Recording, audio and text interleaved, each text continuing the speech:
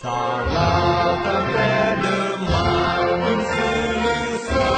รในราศีสาวลาวผู้พันไมตรีห่วมสามัคคีฮักหอมกันหากสาทางประเทศไทยหากเจ้าพบเกศเกษาโทมหักห่วมศาสนาแต่บูหานมารักษาดินแดน